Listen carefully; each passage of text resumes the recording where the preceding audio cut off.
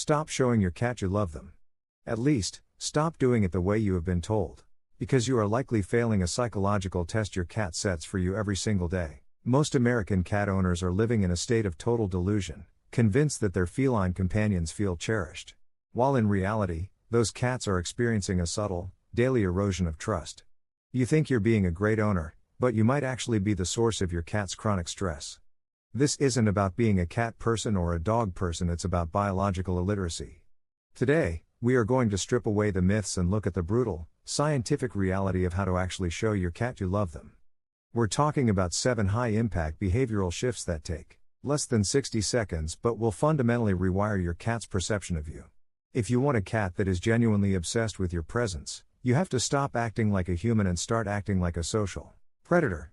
And that transformation begins with a sound frequency you've probably been told is embarrassing, but is actually your most powerful tool for emotional manipulation. Let's talk about the primary frequency. Most people walk through their homes speaking to their cats in the same tone they use for a grocery store clerk or a business meeting. That is your first mistake. To a cat, your normal human voice is a flat, threatening drone of a large predator. It carries no emotional data they care about. In 2022, researchers in France discovered something that should have been front-page news for every pet owner. Cats effectively mute their owners unless they hear a specific, high-pitched, melodic register, often called cat-directed speech. If you aren't using that sweet, exaggerated tone, the one you probably hide from your friends, you are literally invisible to your cat's emotional brain.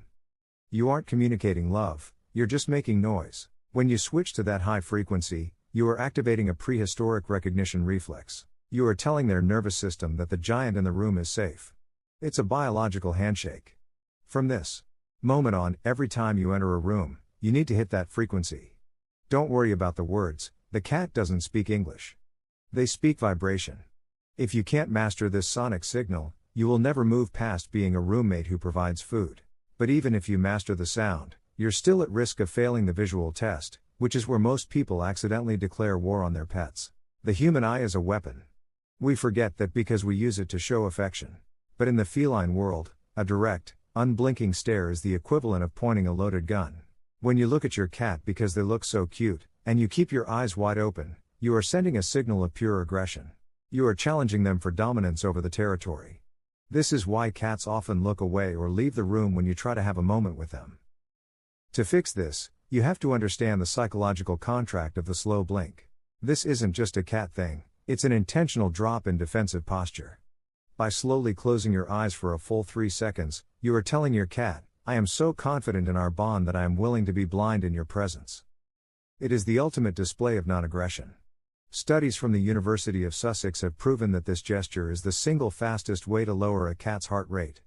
If you start doing this consistently, every time you lock eyes, every time you enter the kitchen, every time they wake up, you are building a reservoir of trust that they can't get from anyone else.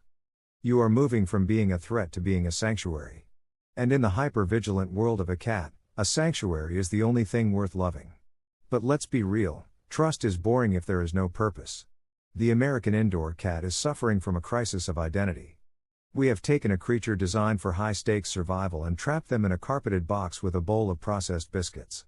This leads to a condition called feline displacement, where their hunting drive has nowhere to go, so it turns into anxiety or aggression. Most owners try to play, but they do it like a chore. They dangle a feather in the cat's face as if the cat is an idiot. Your cat isn't an idiot, they are a tactical genius. If the toy isn't acting like prey, the cat isn't hunting, they're just confused. You need to implement the terminal velocity method of play. Prey doesn't dance in front of a cat's nose. Prey runs away. Prey hides under the fridge. Prey moves in erratic, panicked bursts of speed followed by dead silence. When you learn to move a toy like a terrified mouse, you aren't just playing, you are providing a biological release that is more addictive to a cat than catnip. You become the facilitator of their greatest instinct. A cat who kills their toy under your guidance twice a day is a cat that will follow you to the ends of the earth. You are no longer just the person who cleans the litter box, you are the leader of the hunt. This leads us to the most misunderstood concept in American pet ownership, the contact tax. We have this obsessive need to touch everything we love. We think that if the cat is near us, we have a right to pet them. This is the fastest way to make a cat resent you. In feline social structures, physical contact is a high-level privilege, not a constant state. They show love through spatial sharing. If your cat is sitting 3 feet away from you, they are already telling you they love you. They have chosen your personal orbit out of all the rooms in the house. When you reach out and grab them, you are breaking that peaceful coexistence and demanding an interaction they didn't ask for. It's like a stranger at a bus stop coming up and giving you a hug. It's weird, it's intrusive, and it makes you want to leave. The 2026 standard for cat ownership is zero demand bonding. Spend time in the same room, but ignore them. Read a book. Scroll your phone. Or work on your laptop. Let the cat exist in your space without the fear of being handled. When you stop demanding their affection, you create a vacuum that the cat will naturally want to fill. They will start moving closer. They will eventually touch you first. And when a cat touches you first, that is the only time the affection actually counts toward building a bond. However, when that moment comes and they do approach you, most people blow it immediately with a frontal invasion. You walk up, you reach down, and you rub their head. To you, it's a greeting. To them, it's a terrifying shadow falling over their vision. Cats live and breathe through their olfactory system. Their nose is their primary interface with reality. If you skip the scent exchange, you are skipping the most important part of the conversation. You must adopt the finger greeting protocol. Never, under any circumstances, pet a cat without first offering a single finger about 2 inches from their nose. Stay perfectly still. Let them sniff. Let them investigate where you've been and what you've touched. They are scanning you for safety. If they lean in and rub their chin or cheek against your finger, they have officially invited you into their personal space. This cheek rub is them depositing their own pheromones on you, effectively saying, "You are mine now." By waiting for this invitation, you are showing a level of respect for their autonomy that 99% of owners fail to provide. You are treating them like a sentient individual rather than a toy. And cats, more than any other animal on the planet, respond to respect over everything else. But even the most respectful owner can become a villain if they don't understand the vulnerability window. We are all guilty of this, seeing a sleeping cat and thinking they are too cute not to pet. This is a massive violation of their biological safety. Cats spend an enormous amount of energy staying alert. When they enter a deep sleep, they are completely defenseless. Their brain is working through REM cycles that are vital for their emotional regulation. When you wake them up with a touch or by picking them up, you aren't giving them love, you are giving them a jump scare. You are teaching their subconscious mind that even when they are sleeping in your house, they aren't truly safe. This is why many cats eventually start sleeping in defensive positions. Under beds, on top of high cabinets, or in boxes. They are hiding from your love. If you want your cat to feel a deep, primal bond with you, you must make their sleep sacred. Walk past them. Let them sleep. Let them wake up on their own terms. When a cat wakes up and sees that you were nearby the whole time but didn't disturb them, they experience a surge of security that is more powerful than any treat. You become the guardian of their peace, and that is a role that commands absolute loyalty. Finally, we have to talk about the chemical loop that separates a casual pet owner from a true feline master. There is one specific spot on a cat's body that is a direct line to their oxytocin production, the love hormone. It's not the belly, and it's not the base of the tail, which can actually cause overstimulation and lead to those random love bites everyone hates. The spot is the crown of the head and the area between the ears. In the wild, cats only groom each other in this spot if they are part of the same family unit. It is called allo grooming, and it is the highest form of social bonding. Because a cat cannot reach this spot themselves, they are entirely dependent on a trusted partner to clean it.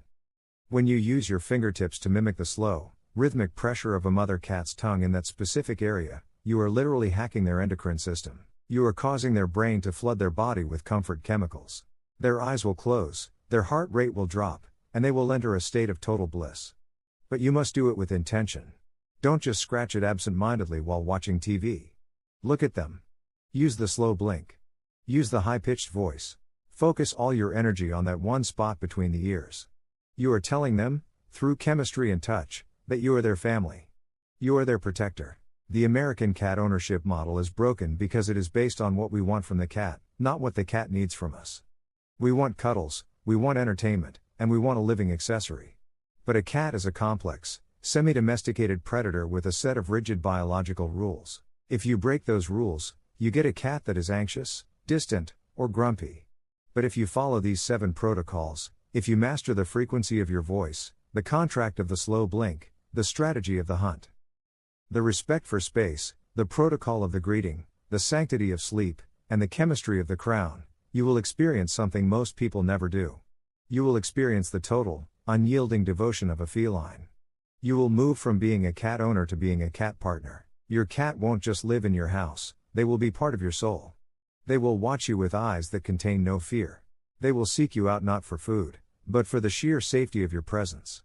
This transformation doesn't happen overnight, but it starts with the very next interaction you have.